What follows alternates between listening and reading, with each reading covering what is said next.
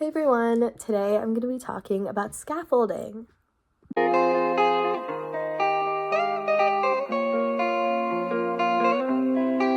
Hey everyone, for the past couple months I've been doing research into scaffolding, and today I'm going to be talking about the ins and outs of scaffolding, the different types, pros, cons, my perspective on the technology, and like what I think of the future of it. So yeah, let's get into it. So starting off, what is scaffolding? So scaffolding is basically the backbone of cellular agriculture. It's kind of like a template or like a base layer for the cellular agriculture, like cultured meat or precision fermentation to grow on. So it's actually used by so many different companies. I was actually so surprised, but it's really cool. So I guess the reason why I really got into scaffolding is somebody actually showed me a picture of decellularized spinach scaffold, which I thought was really amazing. Gonna stop this video for a second. Make sure you guys go check out my review paper on scaffolding in the description box below. So I thought like the decellularized spinach scaffold was really cool, and so that's kind of what got me into looking through the rest of the field within scaffolding. And I think it's plant scaffolds are particularly better in my opinion, but I'm biased obviously because I'm a vegetarian and I don't eat eggs, so I kind of align more with the plant-based scaffolds just because I agree with more of like the animal-free really side of culture meat and cellular agriculture. But I think it's really interesting how there's so many different types. Some are vegetarian, some aren't vegetarian, so I'm super excited to get into that today. And so the second type I'm going to be talking about really is electrospinning, which is something I actually never heard of before, but it's basically a process where different materials are put through a needle, and then while an electric field is applied, which makes the material stretch into like really thin strands, get collected on a surface, and then the fibers like produce like different materials and like different like techniques, I guess, to kind of cater it towards a specific tissue or specific thing you're trying to emulate. But that's kind of how you get the scaffold. And like the electrospinning is like the technique that can be used obviously to create scaffolds, which can help for cell growth, for producing the nanofibers in a polymer solution, and then the nanofibers can be used to create a scaffold which mimics the structure and composition of the natural tissues and can provide like a good suitable environment for the growth. And so then the next one we're going to be talking about is 3D bioprinting and bioink, which is another one I'm super excited about. I thought this was amazing. Like you could basically 3D print cultured meat. How crazy is that? Yeah, I thought it was amazing. I actually heard about it from somebody who worked at Stakeholder Foods.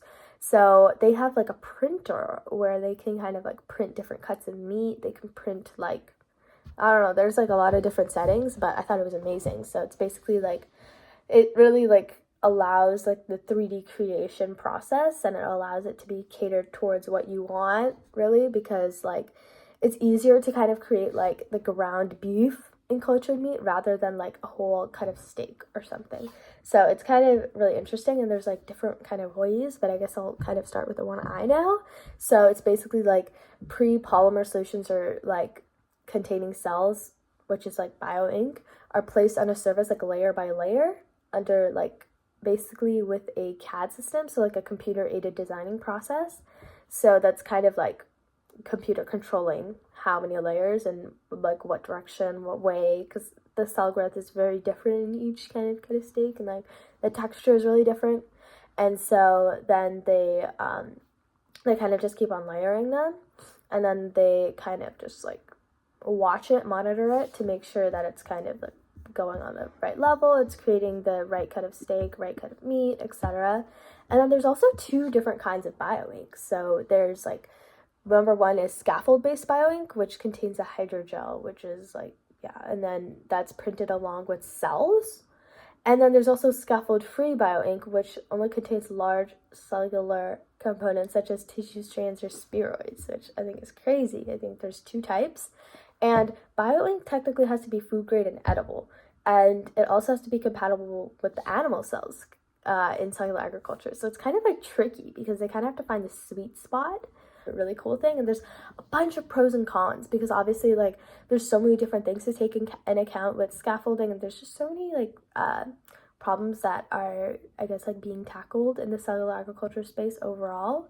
But I mean, I think scaffolding is great. I mean, it really helps with the like promoting the natural like structure of animal tissue, and then it's like it can really help to increase the quality of the product, increase the efficiency of cell growth and cell density, etc. And like, which can also reduce the cost in a way because it reduces the need for like the expensive growth factors. And then it can also enable animal production without animal agriculture. So, I mean, that's obviously a pro. And then a couple cons. So, like, it can be costly to produce and can raise overall prices of cultured meat products, so it's kind of the unknown. And then it also requires special technology, so that might be another issue. And it could also cause regulatory challenges because, I mean, there's already regulatory challenges in this field as is because it's very unknown and it's very unique. We don't know what's going to happen after, like after we eat cultured meat, after we eat precision fermentation, etc. And then scaffolding can also limit scalability. So it may be hard to scale for companies to scale big time with scaffolding techniques. So it really depends on how they're able to kind of do that and increase the quality of their product, making sure that it's great.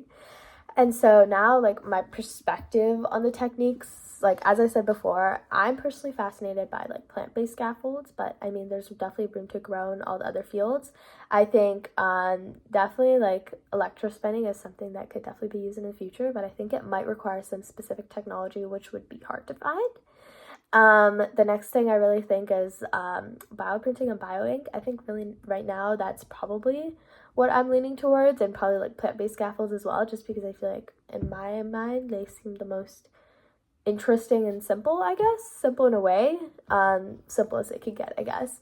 And I really think that the bioink and bioprinting is really cool because, I mean, 3D printing is like really common now, so I think that would kind of fit well in the field. And then I guess now going back to some other companies working in scaffolding and stuff like that. So as I said before, Stakeholder, they're doing some really cool stuff, and I really like, they have a cool printer and stuff like that. And then there's also like a couple different universities working on projects such as like Tufts and Worcester and all of that. But those are definitely some interesting projects. And I guess as far as the future, I also think that there will definitely be more scaffolding types coming in the future. So I can't wait to see what those are. And I think it's definitely an amazing, interesting kind of like field, I guess. I think it's really cool how you can make so many different types, and I really look forward to learning more about it. And I'm also going to be linking my review paper in the description box, so make sure you go read it. And I hope you guys have an amazing day. Thank you so much for watching this video. Bye!